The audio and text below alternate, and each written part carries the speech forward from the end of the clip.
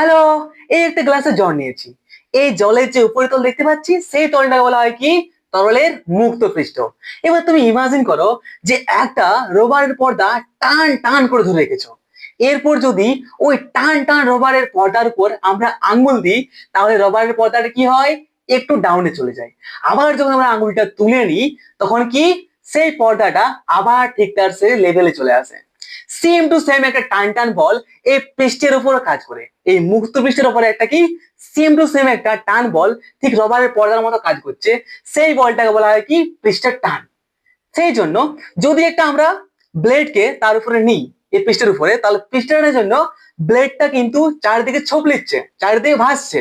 কিন্তু এই ভালো করে লক্ষ্য করে দেখা যাবে যে ব্লেডটার যতটা যতটা টাচ হয়ে আছে জলের সাথে, সেই অংশটা কিন্তু অনেকটা ডাউনে চলে গেছে। ঠিক আছে, আবার যদি আমরা ব্লেডটা সরিয়ে নিই, তাহলে কি হয়? জলের তলটা আবার ঠিক সেই লেভেলে চলে আসে। এই বলটাকে বলা হয় কি? পৃষ্ঠা টান।